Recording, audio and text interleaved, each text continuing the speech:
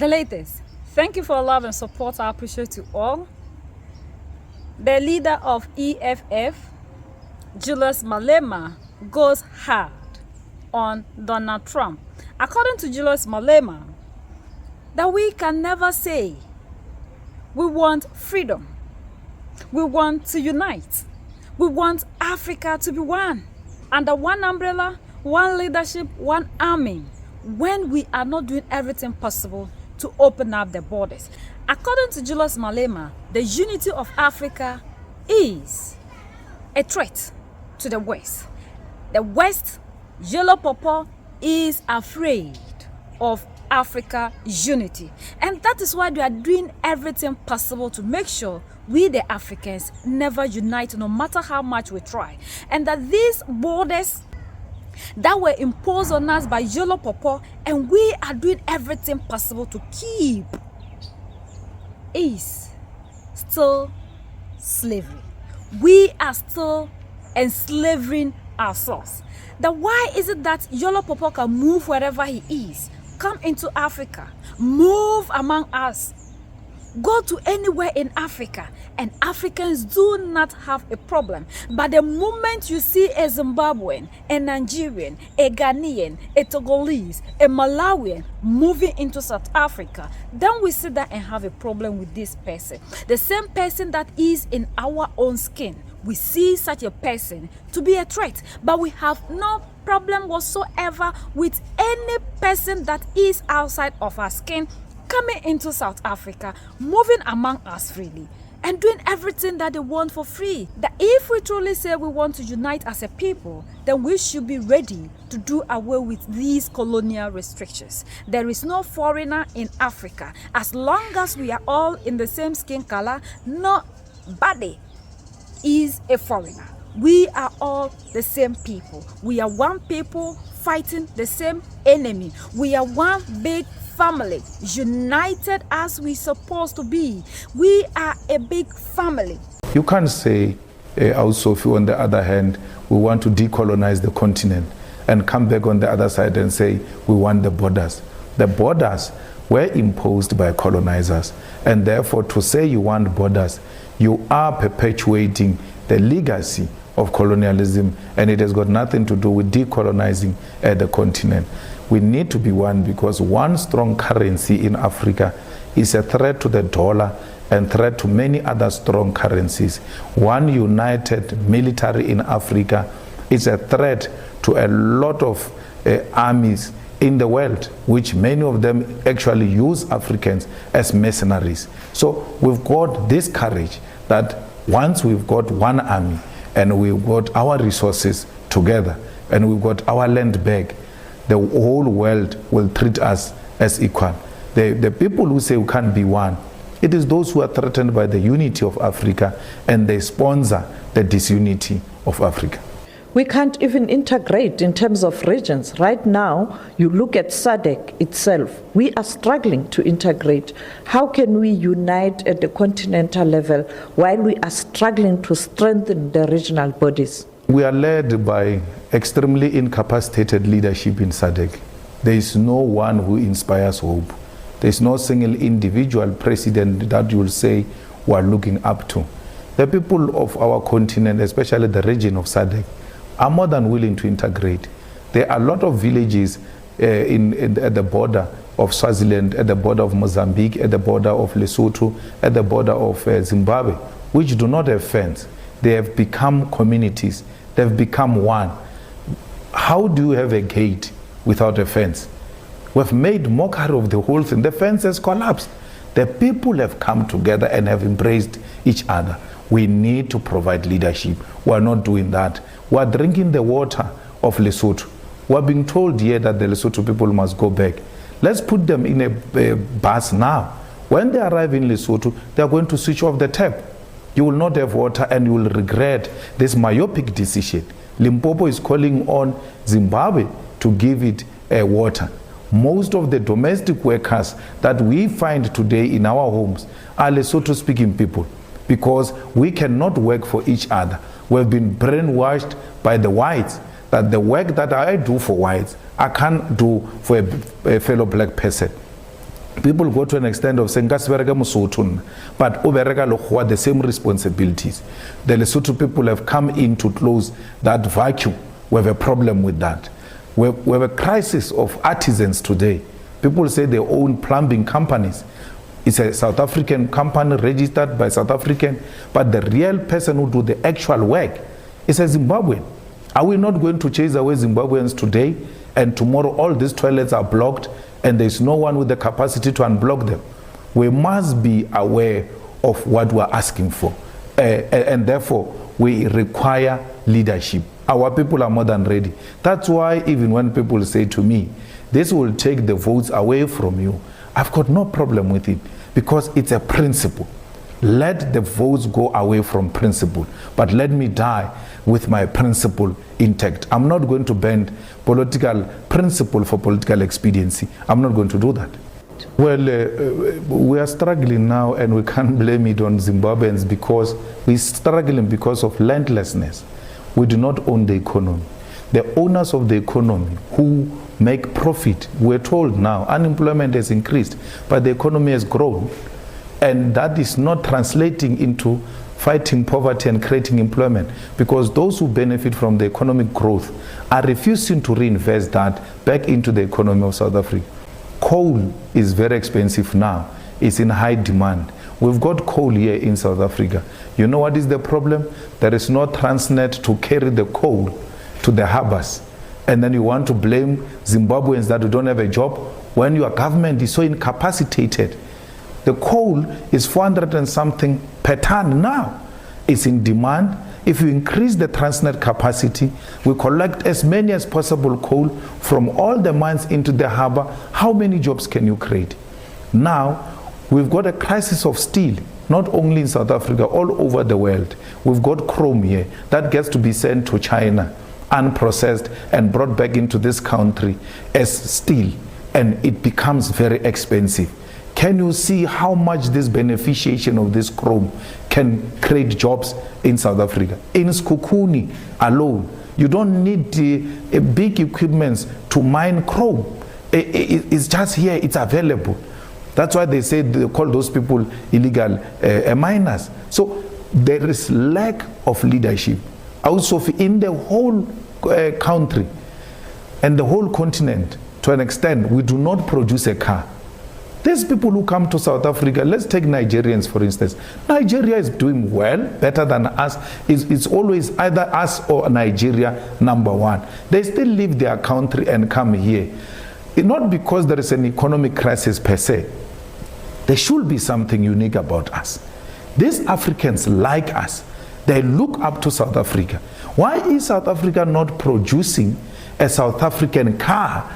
Because there is already the continental market. Quarter a population of Africa is in Nigeria. Why do you fight them instead of embracing them and making them your customers, because they love everything South Africans? All of this is not happening because we've got lack of leadership. There's a crisis of electricity, not only in South Africa, in the whole of SADC region. We've got the biggest electricity company called Eskom. Why are we not capacitating it and start providing the whole SADC with electricity, and the whole SADC starts paying South Africa for the electricity that comes from South Africa and create more jobs for our people? It is because there is no visionary leadership, not because there are no opportunities. Everything has been killed. State-owned companies have been destroyed. They've destroyed Denel.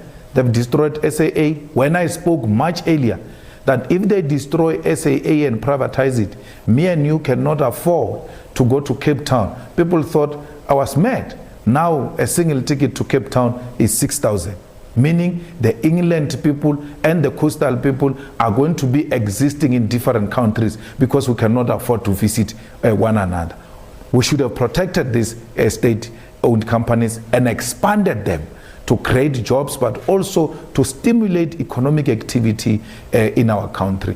All these foreigners who come here, let's identify skills amongst them. Surely they've got something to offer. Let's take the Zimbabweans, for instance. They never had Bantu education. Ian Smith gave them quality education, the same as white people, because there were not enough whites to can carry the economy of Zimbabwe. Are you saying amongst these Zimbabweans there's nothing that we can tap from and use that to grow our economy the same way the Americans are doing? When you are good and have something to contribute to the economy, they give you a green card. They don't chase you away. So here we just say people are illegal and all migrants must leave our country, without asking ourselves what makes our country attractive to these people and how do we maximize out of that. You have been criticized by those who support Operation Dudula that you are supporting the alleged drug lords and criminals who are foreign nationals. How do you respond to that criticism? Those are small kids with small brains, the size of a peanut. I fight real battles of the continent. I have no time for amateurs who are trying their luck using my name. I've got nothing to do. Everybody knows where I stand. I don't care what they say about me. They can make all sorts of allegations. They are arrivalist. I fought here the biggest establishment against me, and I'm not going to be threatened by small kids. Those small, I have no time for them. They are new into what they are doing. If you listen to how they speak, if you listen to the posture they take, they all imitate me. So why should I be worried by imitators? I've no time for kids. There's no principle to engage with there. I'm dealing here with principle. For the country to move forward, there has to be unity. Yes. Of South Africans and then the region and the continent. As a country right now, there is growing concern that the country itself, as South Africans, we are divided. And therefore, resolving the problems that we have, it's impossible. We don't have a common vision. And the common vision is leadership. We ought to say, as a country, this is what we strive for, and get everybody to buy into that idea and move forward. We cannot continue the way things are, where you have resources concentrated on a certain race, and then the certain race excluded from the resources. We cannot allow this media-sponsored outrage against the foreign nationals. It's a sponsored view. I mean, there are some TV stations where people say there were large numbers supporting these anti-foreigners. But when you look at those people, they can't even fill up a bus, because it's sponsored from somewhere where the blacks, apart from being divided between white and black, we must still divide the blacks themselves, so that there is no group in society that is united with a common purpose. So the principle I'm driving now, I don't care whether it's popular or not, but people should at least know what you stand for. I don't know what our president stands for. I don't know what our government stands for.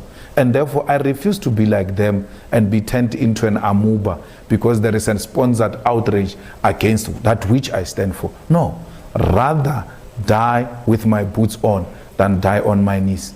As you build the party, what are you focusing on? And looking at the fact that in terms of the party, it has gained traction on the continent. Well, firstly, our intention is to build a continental movement. That's why the logo of the EFF is Africa. It's not South Africa. We did so deliberately because we know that South Africa will never succeed in an economic liberation without other African countries being economically liberated. We actually failed Zimbabwe. When Zimbabwe took the land, we should have followed, and everybody else should have followed. Zimbabwe was not going to be isolated. They would have come in and negotiated on how do they move forward, because now we're all owning our land. The EFF's focus now is 1 million members by December. We must have quantity. Public recruitment, no one goes into anyone's house. You go and recruit publicly. Once people are recruited publicly, there must be a public induction workshop in that ward where we are going to politicize members of the EFF, not because they joined because Malema must be the chairperson. They should understand the purpose. Once you workshop your members, you turn quantity into quality, and therefore you've got 1 million soldiers on the ground. Come 2024, it becomes easy for us to take Gauteng. As things stand now, Gauteng is gone in terms of the indicates of local government elections. In the previous elections, Gauteng is governed with 50.1%. There is nothing that is going to happen magically between now and 2024 which is going to turn things around. There is nothing that is going to happen magically in KwaZulu-Natal, where the ANC derived a lot of support during President Zuma. When the ANC was declining all over South Africa, it was increasing in KwaZulu-Natal. Now it's declining all over South Africa, including in KwaZulu-Natal. Now they are no longer an area where they can claim that they are growing significantly. I can tell you the EFF will be a deciding factor when it comes to 2024 if it will not be a government. The ANC is doing nothing. They are tearing each other apart every day. If you ask them what is their agenda, the ANC agenda today is step aside. They are always waiting for another member to step aside. That is what they are pursuing now. There is no agenda of poverty alleviation, of service delivery. There is an agenda of eating your own children alive. You spoke about the continental movement. What do you hope to achieve with this continental movement? Well, this movement is necessitated by political vacuum in the continent. We lack inspirational leadership. We lack the leadership with a political will in the continent. All of our leaders today are driven by personal accumulation and desire for power. They just enjoy presiding over their small territories and being called president or prime ministers. They hold no agenda to unite the continent, protect its minerals, and make sure that the continent is put in the world map as an equal partner to Asia, as an equal partner to Europe and America and the rest of the world. So our mission is to make sure that there is one president in Africa, there is one cabinet in Africa, there is one currency in Africa, there is one military in Africa, and there is one reserve bank for the continent. We need an African command team, highly capacitated and highly sophisticated, to deal with any form of killing of civilians in Africa, because we need to put to an end to that nonsensical act where when a person holds a different view, it's a target for assault or killing. We need inspired African solution when it comes to peace and economic development of our continent. We need the land of Africa, both under Francophones and Anglophones, owned by the people of Africa, and stopping to see each other through the eyes of our colonizers. That's all what we want as the EFF. We are a younger generation, we are an inspired generation, and we are no longer our parents, and they must stop treating us the same way they treated our parents. Former Ghanaian President Kwame Nkrumah and the late former Libyan President Muammar Gaddafi also wanted a united Africa. But this didn't happen. It's impossible. It is not, because we are inspired by them. I think Kwame Nkrumah inspired a lot of African movements and organizations, although their outcomes were not what he would have required. But something came out of his effort. The brother leader was necessarily killed for that, because if you look at Libya, it was one of the most successful countries, despite the fact that there will be questions about the leadership style. We cannot define democracy according to how America and Europe wants us to define it. We must define it according to how it works for us. So the Libyans were organized the way they were organized, and they were prosperous. Look, today the NATO forces, together with America, they've destroyed a potential African country, which should have inspired many other countries. We shouldn't say we can't do anything because those who came before us have failed to do so. I mean, Mandela himself, before him, there were lots of presidents of the ANC who never saw the day of democracy.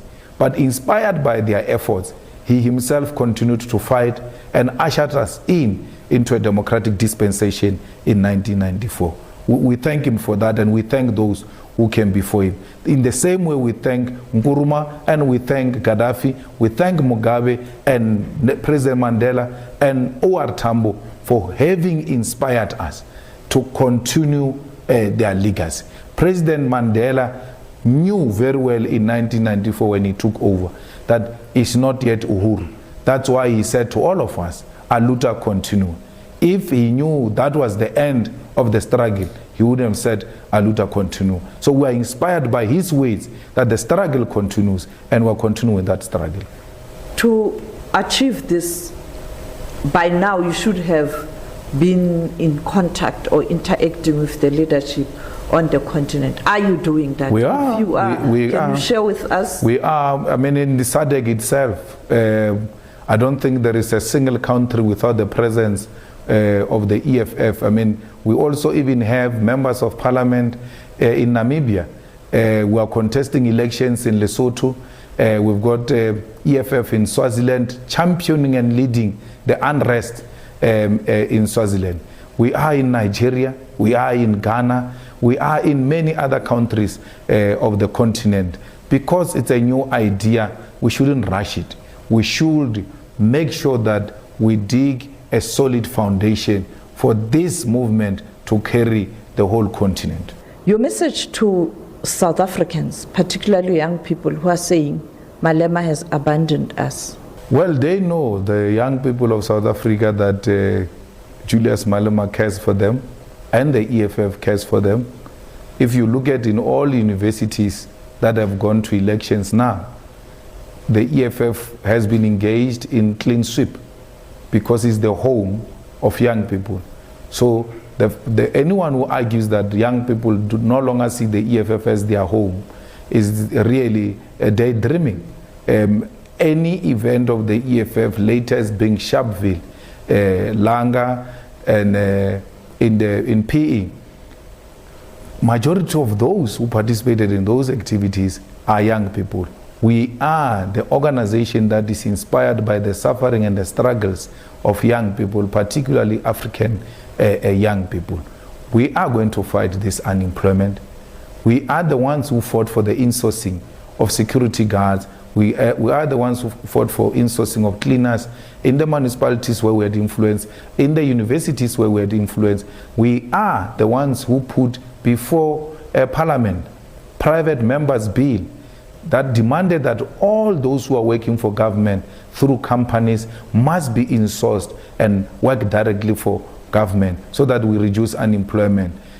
The ANC, working with the DA, used their majority to reject such a bill. So we are the only hope of the hopeless masses of our people, daily involved in resolving their problems.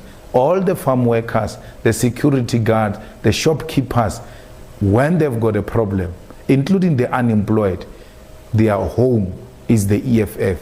When a white person bullies them, when a boss bullies them anyway, they say to their bosses, we are going to report you to the EFF because we are the hopeless of the hopeless masses of our people.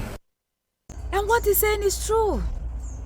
How can we have these people come into the continent, move among us freely, without us imposing any restrictions on them, without us having any problem with them? Yet when we see our own blackness, our own likeness, we sit to have a problem with that. And we sit here and we all cry for unity, cry for African unity, crying for togetherness, crying for borderless Africa, when others are not willing to have this borderless Africa. This shouldn't be a cry that we have to be crying for a borderless Africa, because when we go to the same people that impose these borders on us, they walk among themselves freely. They walk among themselves freely. They move among themselves freely. They do everything among themselves freely. And they sit there and make sure that we don't ever do away with these chains that they have crippled us with. So how are we fighting for the African unity when we are not ready to see ourselves move, mingle, do everything among ourselves freely? We have to come back again, because we are still not mentally free. If we do, we understand by now that there is no foreigner anywhere. These people are doing everything possible for us to keep holding on to the systems that they've created, because the more we hold on to these systems, the more they win. The more we are divided, the more they win. Our division is their strength. That is why they are doing everything possible to make sure the Africa never come together and we never unite. No matter how much we try, they do everything possible to pollute our brothers and sisters. And that is why these people can be on our soil and still have the upper hand to be deciding on what we should do. And as much as we are calling for unity and making us to see ourselves as one people, we still have our own selves fighting against this agenda. We still have people who don't see the reason to which somebody will move from Africa and come to South Africa. We still don't see the reason to which somebody will move from South Africa into Nigeria. When these South Africans are moving to other places, there's always cool. It's only when we're going to come there, because these people have succeeded in programming you to make sure they turn you against your brothers, making you to believe in the illusion that they've given you everything. You don't have access to them because your brothers from other African countries have entered into your country. Why are they also in that country? Because it is not theirs. They came and met us. They came and met us. Why is it that we will not channel the energy towards them taking the land, claiming ownership of everything? And it is we rather buy into the narrative of these people. These people always succeed in creating and fabricating stories for we the African. And we are so blind and believing everything that these oppressors says to us all the time. And because we are not ready to let go of anger towards one another, the bitterness that they've created among us is what they are thriving on. Until we are able to do away with all these things and unite as a people, we will never be able to defeat. And we should not also be calling for a borderless Africa, a unified force, a one president, one leader, one army, when we are not willing to accept our brothers from the other places. And regardless of whatever language you are speaking on the African continent, you are an African. We don't see any problem with ourselves. We are one people. That is the narrative. Before they came into Africa, we were living as one people. These people also have different ethnic groups among themselves. That's why they have the French, they have the Italian, they have the British, they have, like mentioned then, the Polish, and what so have you. They have been able to unify under one umbrella.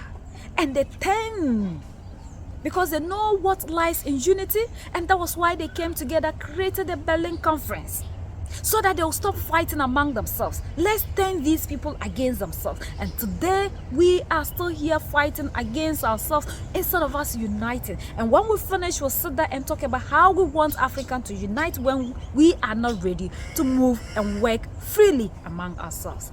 This is not going to help us. We have to remember that we are one people and our unity is our strength. The day the African will decide to be united, that is the day we are able to defeat oppression. And that is why Mali, Niger, and Burkina Faso have decided to unify.